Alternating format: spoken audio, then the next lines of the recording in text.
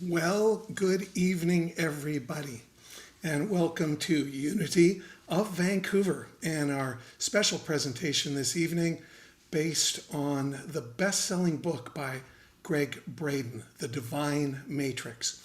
This evening, we will be doing our first class on this wonderful book, and now your facilitator for this evening, the Reverend Bob Trask. Hi, everybody. Welcome aboard. Welcome to the beginning of a great class. I'll tell you, I've been through this book a couple of times, and it's really a winner. It's really a winner. And those that have been with me through several classes, you're going to find that this book is as in a lot of ways it's easier. It's written in a more simple and straightforward way, but at the same time, it's very, very deep.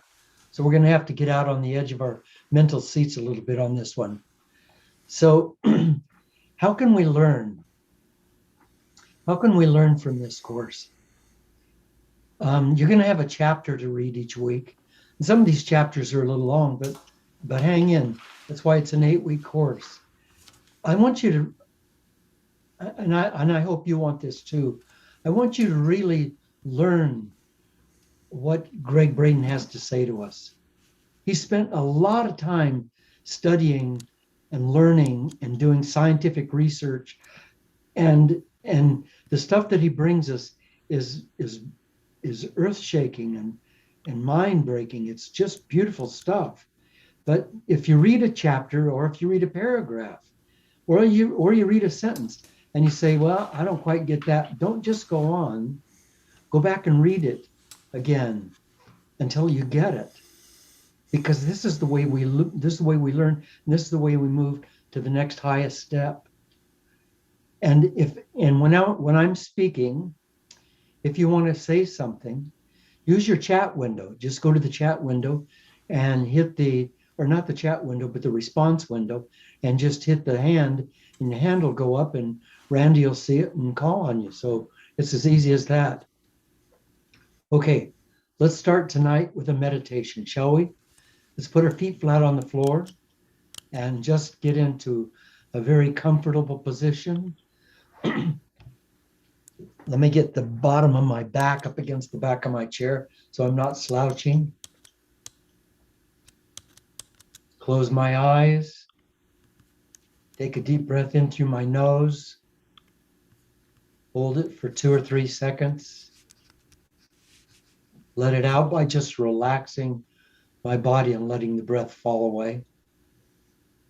And as I do, I slip deeper and deeper into that beautiful void of spirit. In through my nose, holding it. Out through my mouth, relaxing. And on that out breath, finding myself sinking deeper and deeper into peace, which is how we will learn, by having all of our stuff out of the way.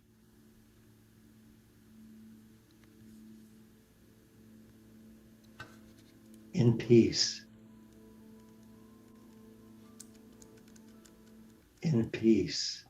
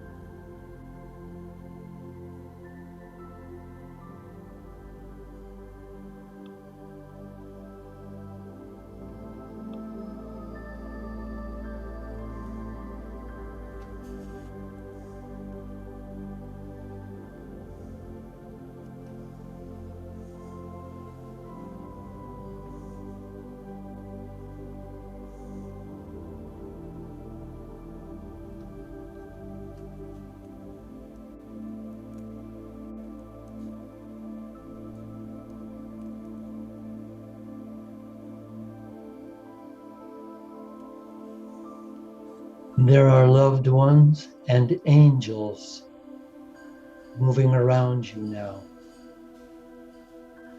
loving you, holding you, blessing you.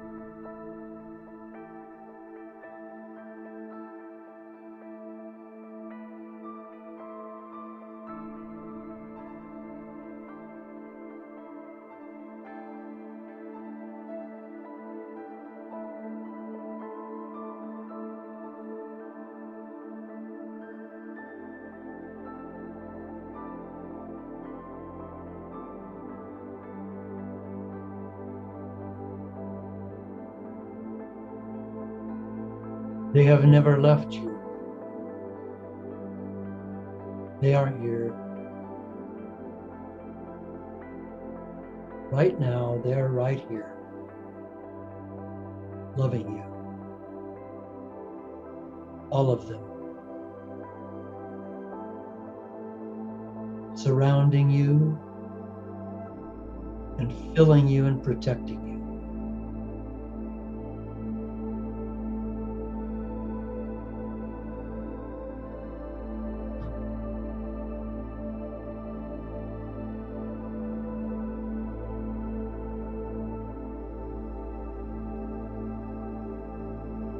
Such joy, they are such joy.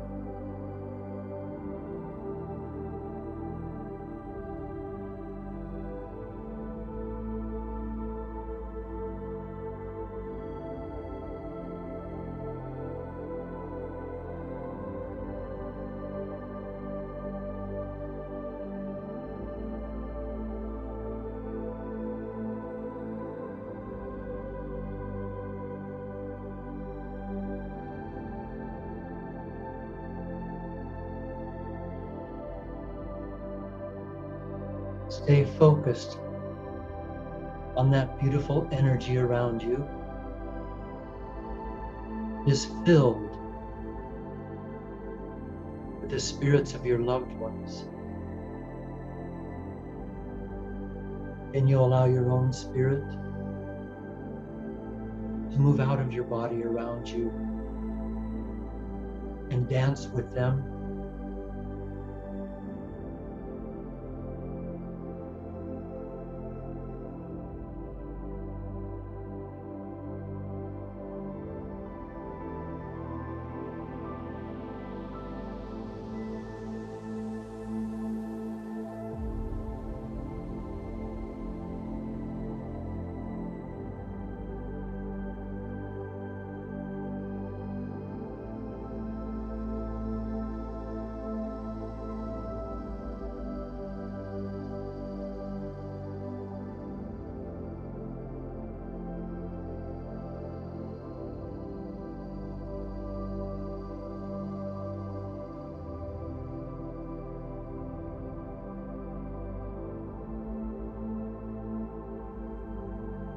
They and you are the presence of Great Spirit.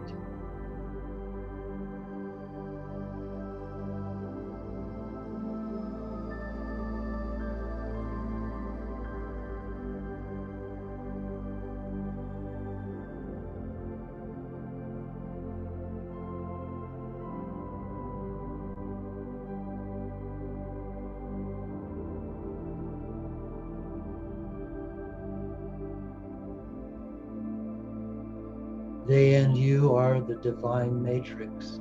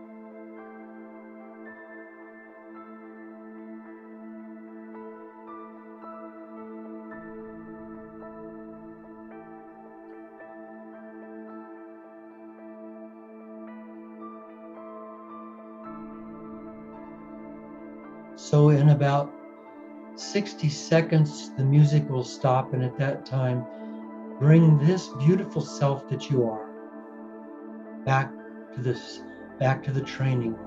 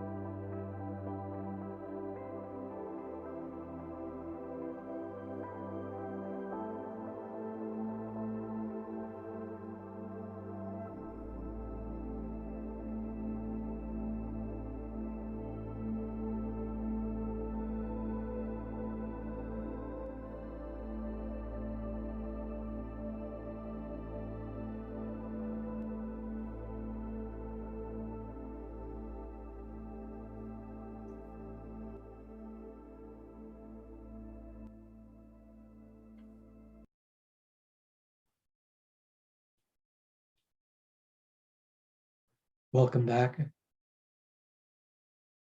Welcome back. I wonder if you did not have a chance to get a book, will you let us know? Will you put your hand up or hit the response and let us see that you did not yet have a chance to get a book? Everybody has a book? Good. And did you have a chance to read the first chapter? Yes, good. If you didn't, then please, along with the assignment this week, which will be to read the second chapter, please read the first chapter, because this is an 8-week class and the 8th week will be chapter 8. So if we don't start by reading the first chapter, then we're going to have a 9-week class. And since I have another class starting, that means that I'll have to get a substitute teacher. So I'd like to ask if there are any thoughts about the book so far, about what you've seen, what you've experienced. Will you please share with me?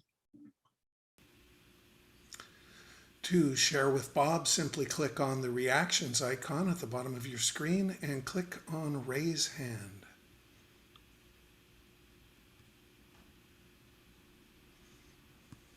So I don't have any takers, so let me tell you this. What I learned from reading this book is that what dear Gregg's talking about is Great Spirit. When he talks about the divine matrix, he's talking about Great Spirit. Now I understand he's writing a book for the general public, not for Unity of Vancouver. And so he's not going to talk about God or Great Spirit or Holy Spirit. I mean, he's going to be a little more circumspect, isn't he? But now that we know better, we can see that, in fact, when he talks about Great Spirit or about divine matrix, he's talking about that intelligent energy or energetic intelligence that is what he calls the web of all things in all places at all times. Now, at various times during this book, he's going to call the divine matrix the container for the universe. And I've, like I said, I've been through this book a few times, and I can't quite get behind the divine matrix being a container because I think it's more than the container. But when you read that, if it flows well with you, perfect. If it doesn't flow well with you, if you say, gee, I think it's more than just a container, then that's okay, just let it go. We're still singing the same song from the same hymnal. He's still on our team, we're still on his. So the second thing I want to talk about is holography. We are each a holograph. And I don't know if you know about holographs are really nifty things. If you've ever seen a holograph, first time I saw one was at some kind of a fair. It might have been in Vancouver at the fair. I don't know, but I went into the room and there was kind of a table, and about this far above the table there was a woman standing. She was about 4 feet tall, and she was talking, and you could walk all the way around her and see her from every angle, but you could put your hand through her and she wasn't there. It was pretty amazing. And they do that. I mean, this is part of the quantum. This is part of the miracles that we're seeing today. They're shooting a laser beam and splitting it and sending one half of it to what you're seeing and another half through a mirror, so it bounces off and comes around and gives it all the dimensions. Now they're only shooting it from one side, right? Like if I'm a hologram and you're looking at me, my camera's only seeing me from this side. Yet if this was a holographic picture, you could walk around behind me and see the back of me as well. Amazing.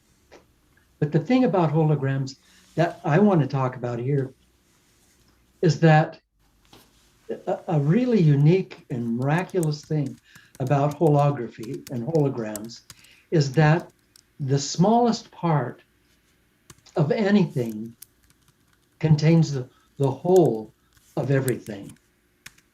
And you've heard me say this so many times, but I keep saying it because because I'm so amazed by it, but because I don't know that there might be somebody who hasn't heard it, and I want them to really hear it, that the smallest mote of dust on the farthest planet contains the entire universe. I don't mean that in a kind of a theoretical or way. I mean, it really contains the entire universe. The entire universe. It's such that if you could make that mote of dust disappear, I don't mean set it on fire and change it into a gas or do something else or split it into many parts. I mean, if you could make it non-exist, if you could just make it disappear, non-exist, at that instant, the entire universe would blink off. There would be nothing. Because everything is part of everything. And you and I are holographs. We're holographs. We are everything. There's nothing that we're not. You are the ocean. You are the entire ocean. You are the tallest mountains, the most magnificent redwood trees and spruce trees. You are the eagle that hangs in the sky on an updraft of wind. You are all things in all places at all times. You're Mars and Venus and Saturn. You're the moon and the sun and the stars. You are all things. There is nothing that you are not. There's nothing that I am not. Now, can we ever fully realize that? Probably not. Probably not, because to fully realize that would mean that we would have to to be thinking in a different mind than the one we normally think with. We'd have to be thinking with, oh, say, a higher mind. And if we were to be in a higher mind, then maybe we could see that and know that. But we can never get that with our intellectual brain. And why does it even matter? The reason that it matters is this.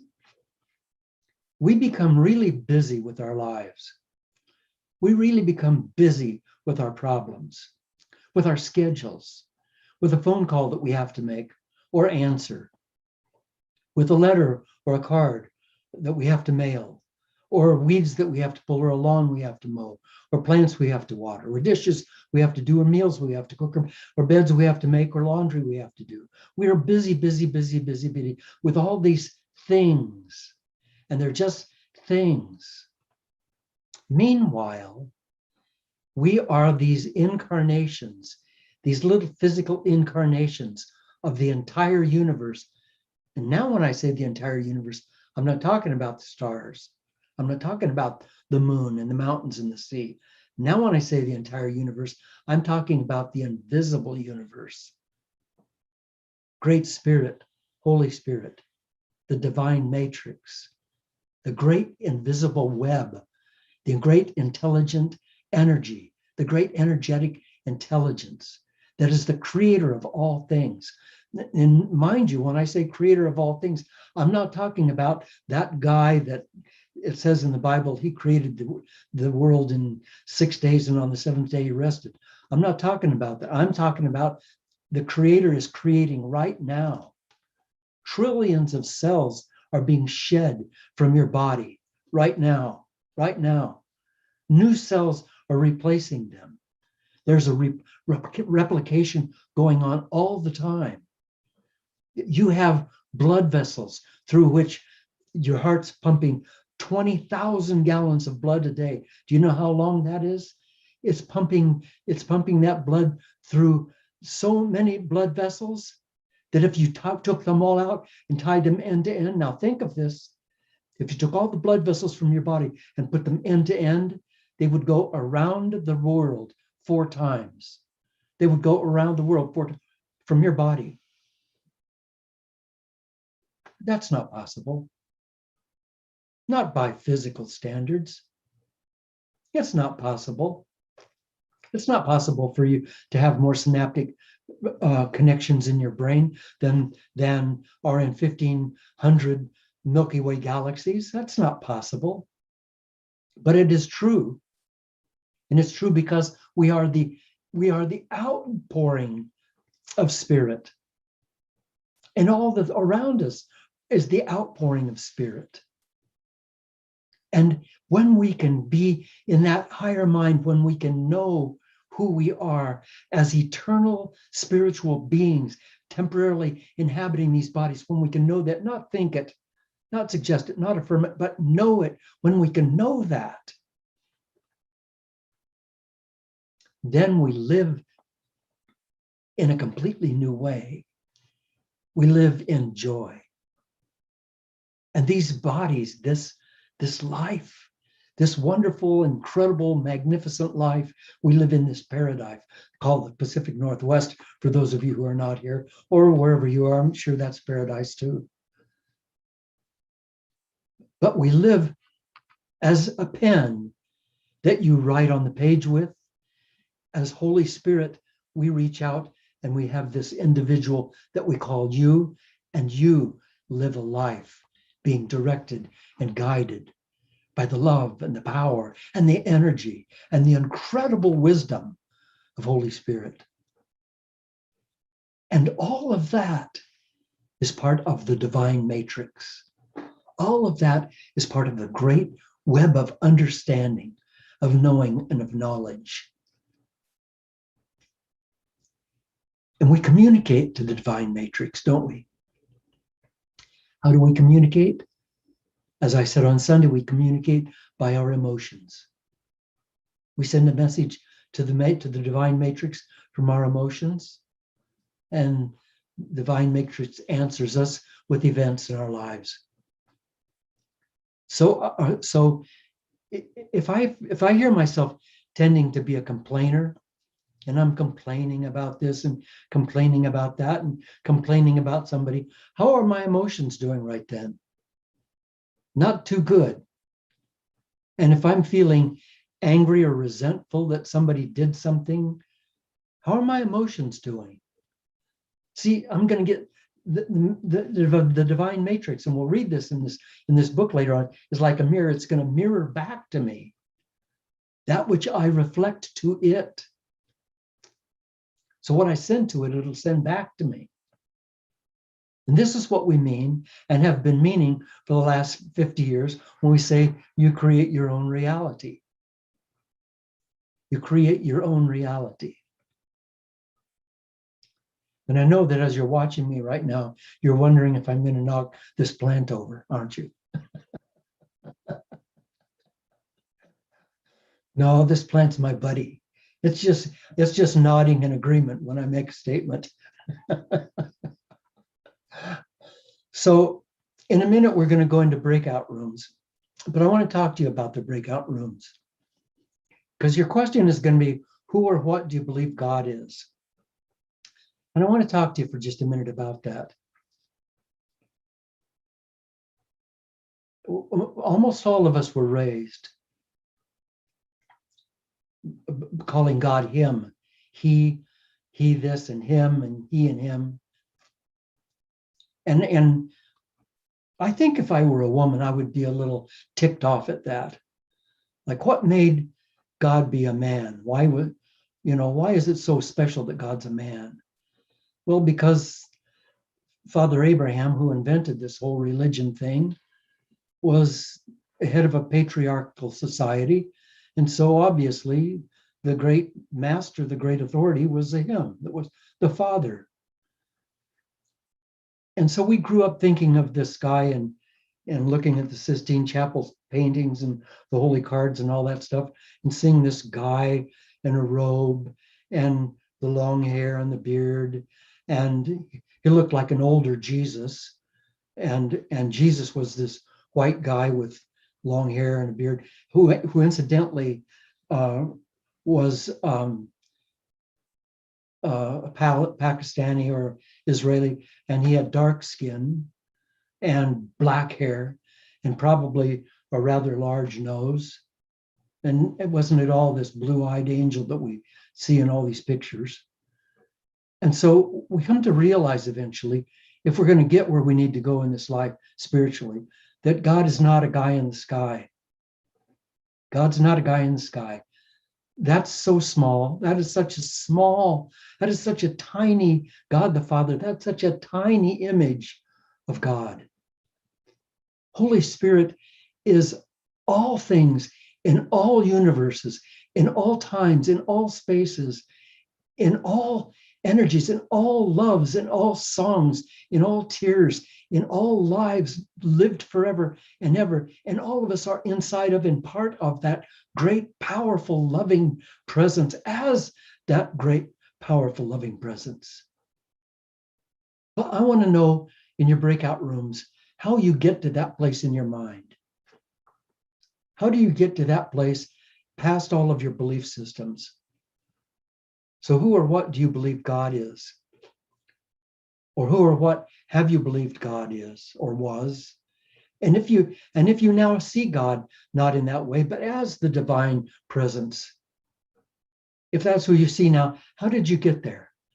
How did you get past that? So that's going to be your breakout question. Who or what do you believe God is? Or who or what did you believe God was? And how did you get past that? How did you get to the place of seeing more clearly yourself as a divine incarnation of the majesty of all universes at all times?